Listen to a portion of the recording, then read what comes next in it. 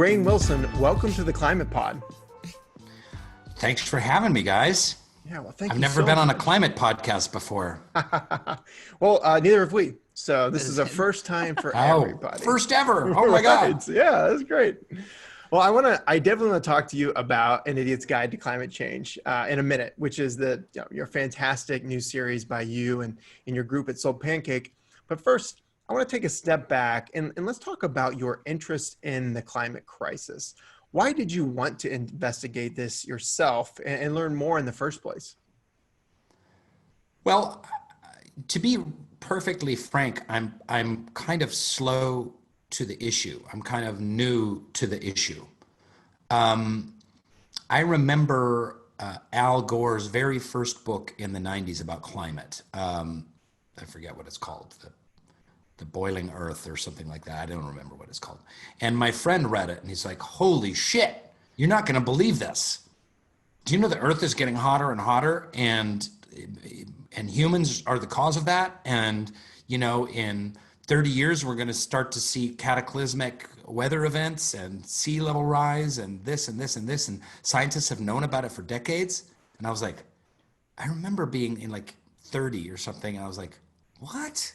What do you, and it just didn't make any sense in my head. I was just like, huh? What? And then of course saw Inconvenient Truth and then started reading more stuff and started seeing more videos and then, you know, and thought it was serious and was like, oh wow, this is something we're gonna have to look at pretty seriously. But I didn't know how like urgent slash imminent slash cataclysmic it all was, really until it kind of hit the mainstream kind of after the Paris agreements, you know, 2, 3, 4 years ago, something like that. So then it was a matter of a long, slow personal education just by reading some research and reading some papers and subscribing on news feeds and watching a bunch of YouTube videos. And then I was like, okay, this is for real. This is the issue of our time, and I need to do something more about it than complain about it and tweet about it. Yeah, and clearly you're doing something more about it. You released An Idiot's Guide to Climate Change, which is hilarious and super informative. What made you decide to make a documentary or this docuseries? Yeah, it's kind of a low budget, low rent vlogging travelogue docu-series. You know, it's weird when you say documentary, you know, you can think about so many things. You can think about, you know, something that has a $3 million budget and has been shot over 3 years or something like that. Like this was essentially a road trip of me going to New York and Iceland and Greenland and kind of I'm doing half the camera work myself with just this Osmo Pocket Cam that, you know, bloggers use. But basically, to go back a little bit, I got introduced by this guy named Todd Krim, who works with a lot of celebrities and issues and nonprofits.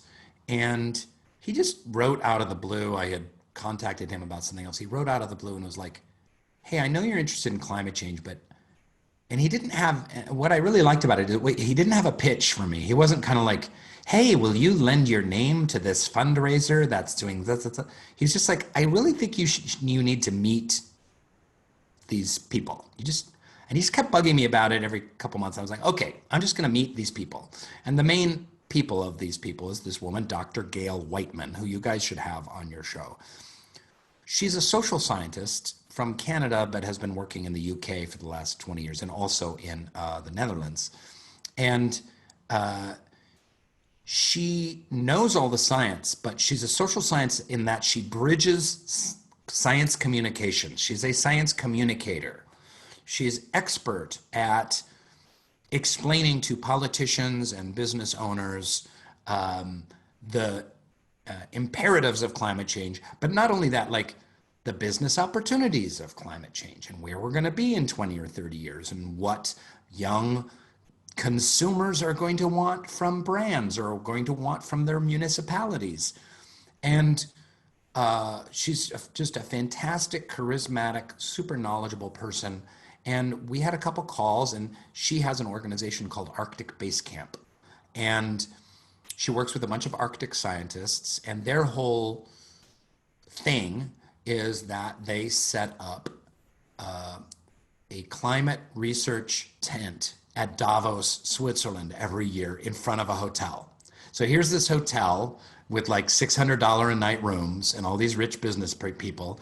And the hotel on the lawn allows us to set up these tents like you would see in Antarctica, those white geodesic style tents. And a bunch of scientists stay there, and Greta Thunberg stayed there 2 years ago. I stayed there last year. A lot of, Al Gore's come by, heads of state have come by, business folk come by, and they simply are about speaking. Our catchphrase is speaking science to power. So it's all about just getting the science out there. And the other catchphrase they have, which is very clever, is what happens in the Arctic doesn't stay in the Arctic.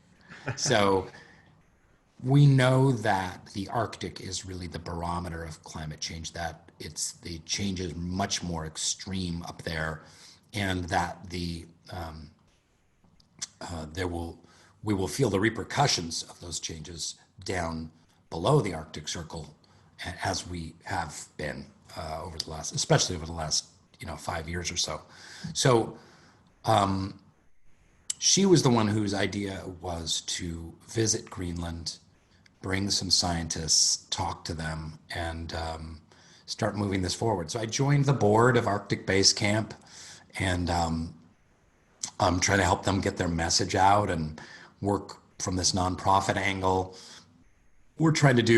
We had lots of plans this year. We were going to set up our tent maybe in Central Park for the UN Climate Week. We were going to try and do it at the COP23 in Edinburgh. We were going to do it set up our whole thing for the anniversary. Is it 2 or 3 year anniversary of the Paris Agreement? Was that 5 actually? Five is on December 12th of this year. So I've been talking for a long time, but it was her idea and their idea for us to do this trip. We are trying to galvanize, donors to give to Arctic Base Camp as a nonprofit, because we're trying to speak science to power. We're trying to do more in the media and just get the word out. Well, the series is just so informative, and that's because you talk to some of the leading climate experts in the world. Was there anything that particularly stood out to you, or maybe surprised you, as you went on this journey and learned from these scientists? Things that you really didn't know until you were able to talk to some of these climate experts? Well, I knew most of the science going in. It's called An Idiot's Guide to Climate Change. And obviously, I'm the climate idiot. But most of the facts about climate and the issues in the Arctic, I kind of knew about. I knew about old sea ice, and I knew about what's it called now? The libido effect. What is that? Effect. Something what is it? Albedo effect. Yeah. Albedo effect of the, I knew a little bit about that and some of the other issues.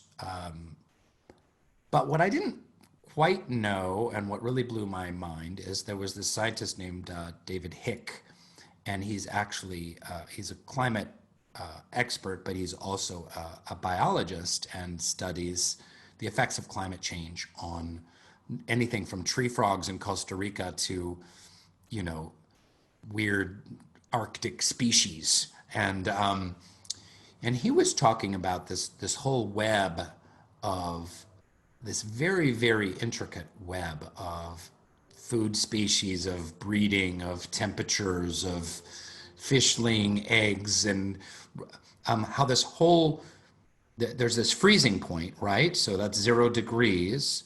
And all this stuff happens just warmer than zero, and all this stuff happens just colder than zero.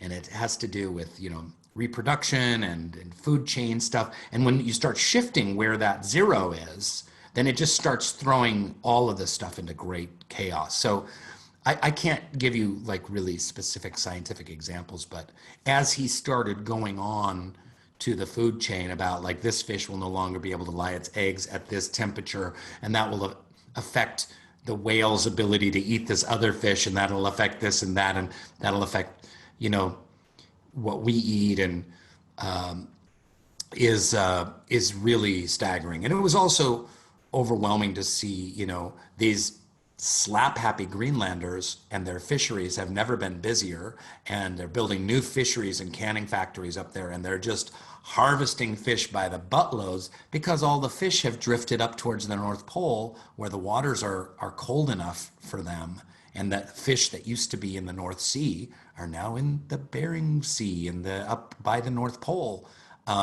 So, which is great for Greenland short term. I don't know how much longer they'll be around, another couple decades or something like that, but, bad for the rest of the fishing industry. So I guess not enough, I feel, has been done on our side to kind of really be super crystal clear about the effects of climate change on the biosphere and the food chain and on animal life and animal reproduction, and what kind of reverberations that's going to have for our species on the planet.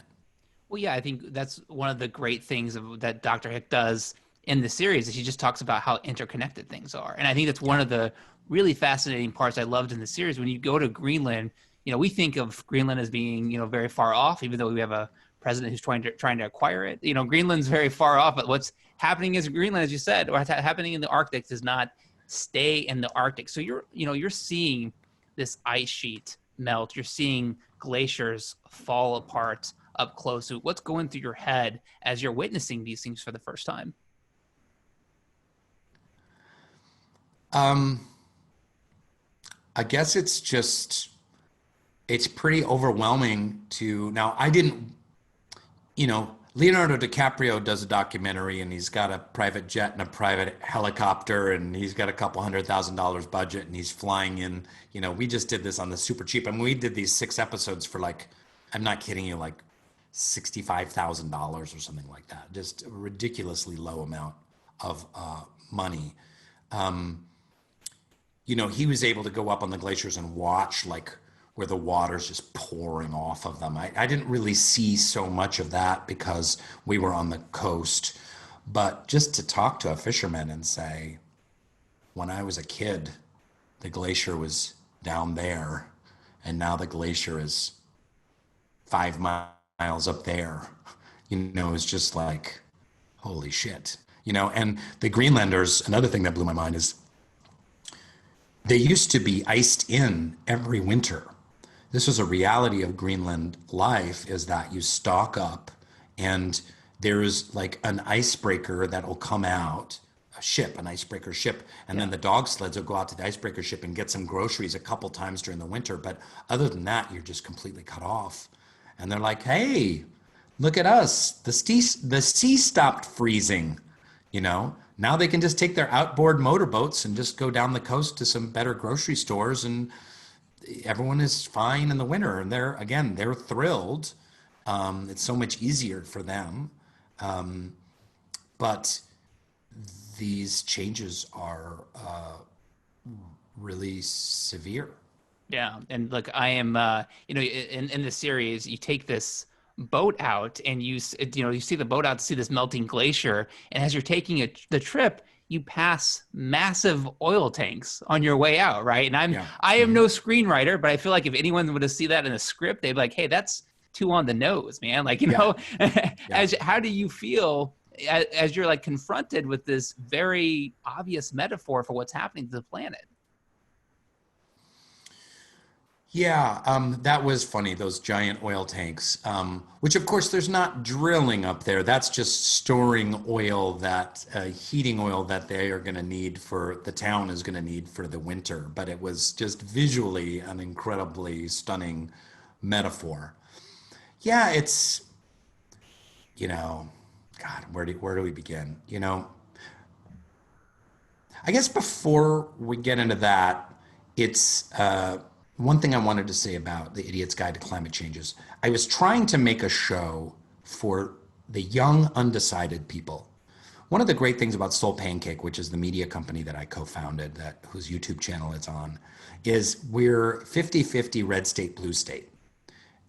We have a very diverse audience. We're not preaching to the choir when we're doing videos on SoulPancake. And I imagine that's pretty difficult when you're doing a podcast on climate change. How do you get climate skeptics to listen to the podcast? You're not going to do it. It's going to be tricky.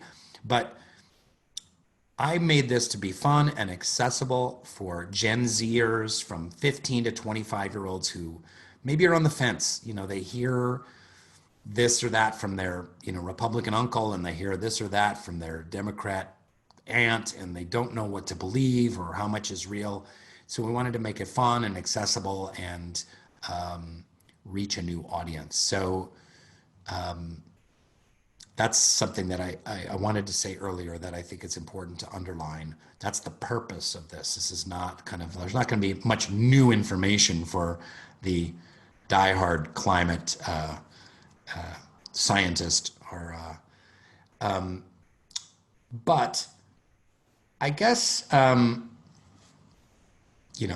larger issue around climate change is as you start to scratch the surface, as you guys know, and we were talking about Keynesian economics a little bit before we rolled on this, is that the roots of climate change go very, very deep into humanity's role with not only with planet Earth and planet nature, and with nature.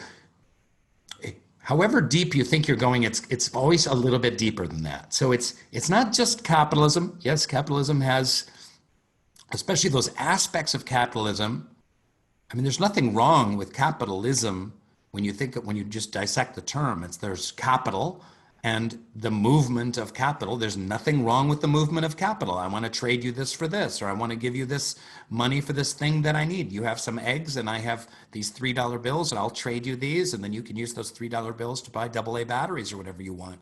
There's nothing wrong with that. However, the capitalist system that is founded on unchecked growth quarter after quarter, where it's every success is measured only by profit statements, that is unsustainable with the limited resources on planet Earth. So, but it goes even deeper than that. And then it goes to humanity's relationship with planet Earth, with our planet. And it goes even deeper than that. It's our relationship with each other. And it goes to, when you start to kind of dig at its deepest, it's humanity's kind of relationship to itself, toward its being, toward its purpose. Like, it's the meaning of life. Why are we here? It's God. It's the essential questions of just existence. It's the essential existential questions, which is like, I've done a lot of study on the field of positive psychology and happiness. And one of the worst ways to try and make yourself happy is to try and buy yourself happy. So they've done studies on this. They'll give people money, go buy things that you want and that you like, and then see if it makes you happier. And it doesn't. Materialism has a counter effect toward happiness. Happiness and materialism are not only not in sync, they're at opposites, at loggerheads. So we have a situation where we have a world gone mad with wanting to acquire stuff, thinking that acquiring stuff will make us happy. This is a perfectly normal human impulse. When our caveman ancestors, if we had more skins and we had more dried fish and more women in our cave, we did better. So we want to hoard. But there has to be a fundamental shift, not only in our humanity's relationship to planet Earth, not only in humanity's relationship to capitalism and growth, obviously even deeper than humanity's relationship to oil or cars or cows or these other things that are direct, what's the word? Antecedents? No. Precursors? No. climate change is based off of. But it's a giant existential question about who are we and what does life mean? Because, sorry, I know a podcast is supposed to be a discussion. I'm monologuing. Forgive me. That's my tendency. Because if we were, say, to figure out that the meaning of life was connection and cooperation and consultation, and we didn't live in such a world that was like ceaselessly about working and doing and acquiring and competing and in conflict with one another. If we found the true meaning of peace, it's a, for those theists, it's a spiritual peace. For those atheists, it's a kind of ethical, social peace in harmony with science and nature, whatever you want to call it. I don't give a fuck. But that's what we have to look at. And this is the biggest possible view of climate science. We also just need to stop burning coal, stop eating beef, and stop all the carbon. Obviously we need to meet the Paris Agreement goals. I'm just talking about this other aspect of climate that, as I've been thinking about it, has much more, much deeper reverberations.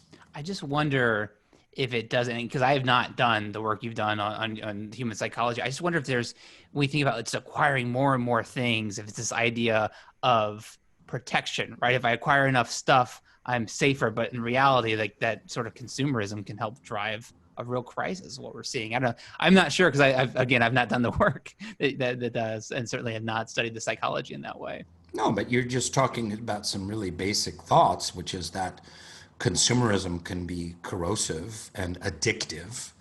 And we're addicted to oil, but we're not just addicted to oil. We're addicted to stuff, and we're addicted to cheap stuff. And we were addicted to cheap stuff when we want it, and we want it now. We want fresh raspberries in December. We want,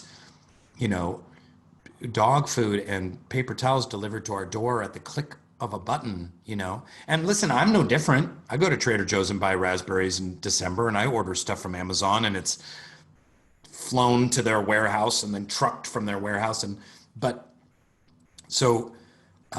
not, I'm not living on a farm somewhere, growing my own food and having zero, negative carbon impact.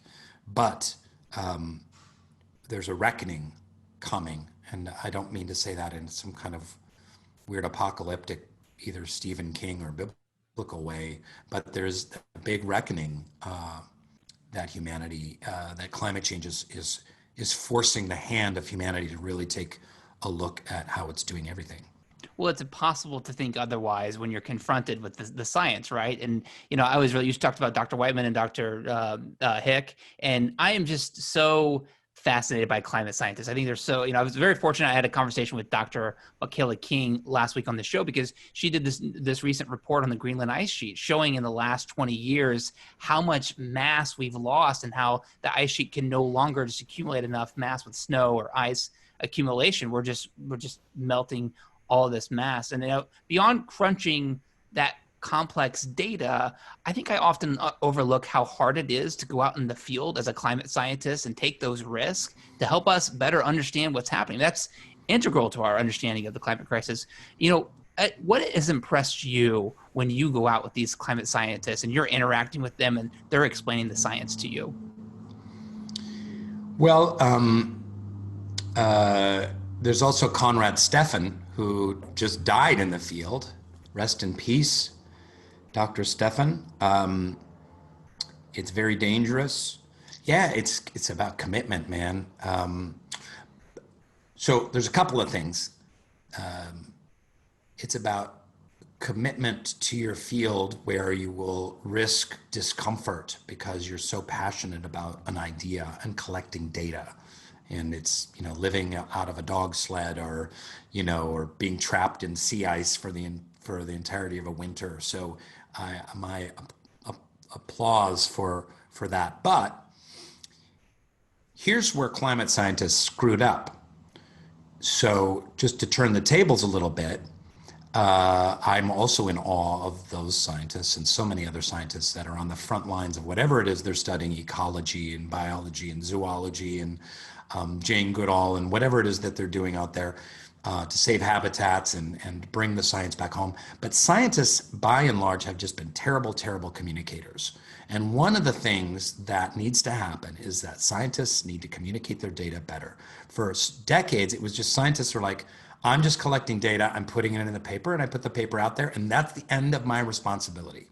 I abnegate any future responsibility because I've collected the data and it's there.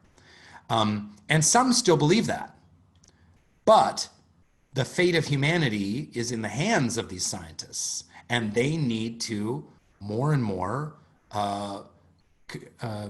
communicate their findings and the importance of their findings to the mass of humanity. This is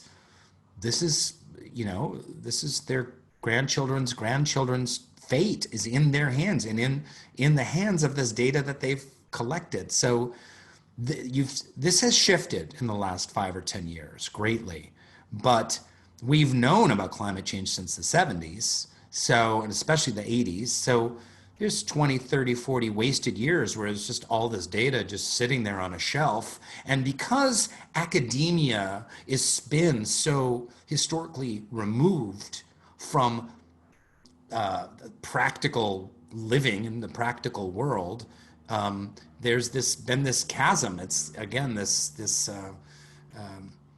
fractionalized. It's broken up into little into what is it? It's dissected into fragments. I'm not being terribly articulate right now, but you get the idea that there's academia. It's no longer enough, especially in the field of climate science, for it to just be some study in a magazine that's read by 372 people from the University of Montana or something like that. Like, we have to get the salient data points out to the general public.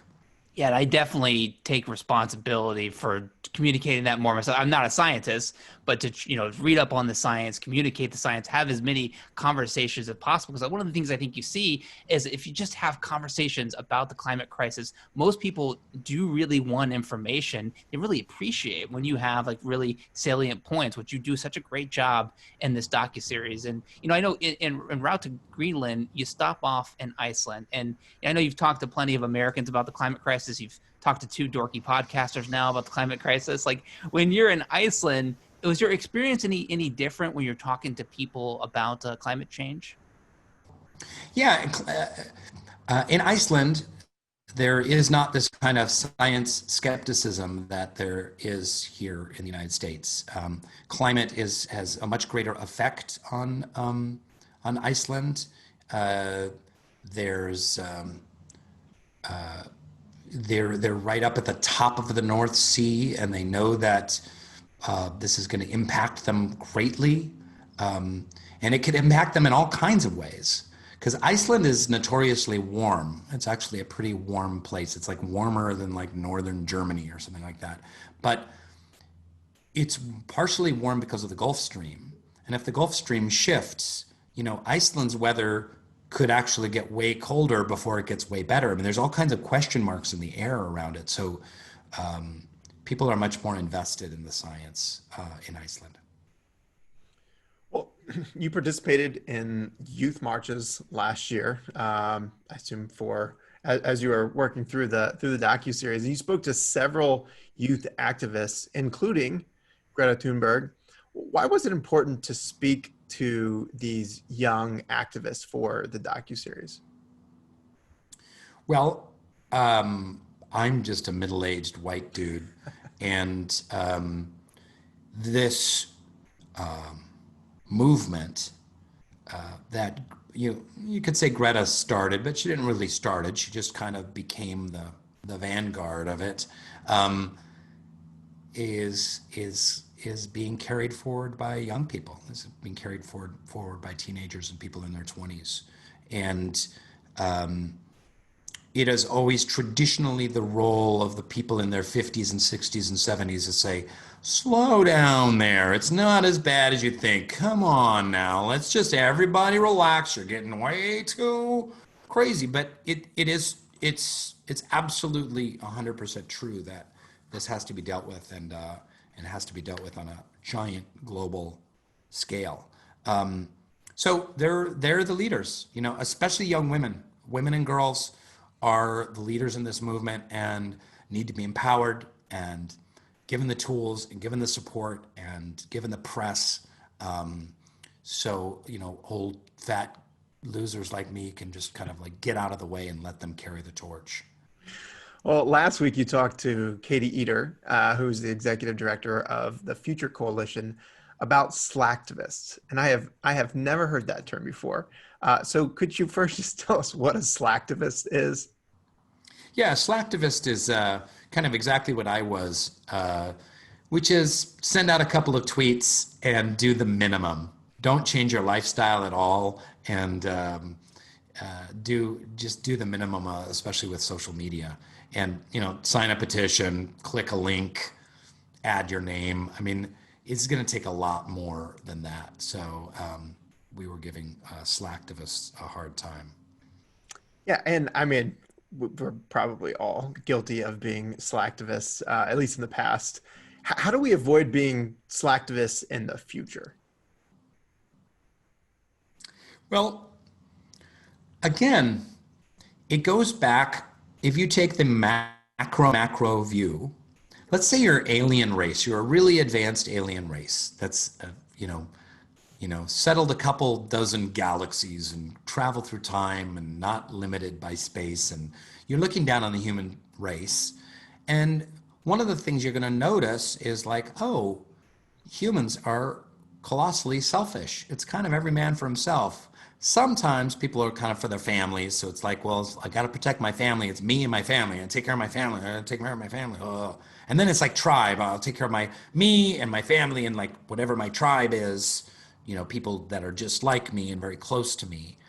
But what you don't have with the 7 trillion people on planet Earth is people all, living in kind of a loving, selfless service one to another, regardless of their race or background or gender or sexual identity or class or creed or what have you. And so that is what needs to shift. So, the larger question of, rather than being, a slacktivist or what more can I do than being a slacktivist, is kind of like, it's kind of this kind of come to Jesus moment of like, what's the meaning of life, And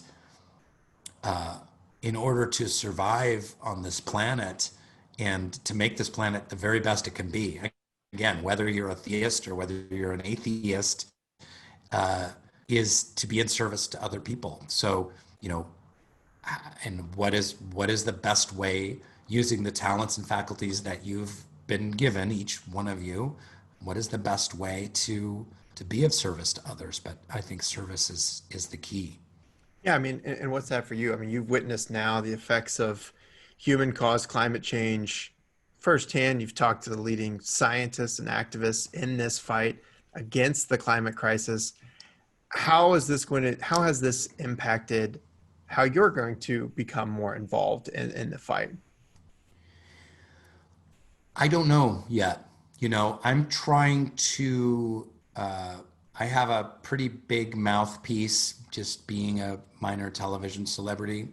So I'll continue to try and empower scientists and work with Arctic Base Camp and try and get the word out there. And again, trying to reach those people that might be kind of on the fence about climate change or not quite know what to think. Those are the ones we need to target. There's a certain population that it's like, oh, climate's always been changing. Oh, it's just the way it is. This is a liberal propaganda. Leave those people, just fuck them, forget them. They're all over 40 or 50 and they're never going to change their minds. But their kids and their nieces and their nephews who might get one message from the people they love, like Taylor Swift and Greta Thunberg and Billie Eilish, and then a different message from their, super, right-wing gun right uncle science denier.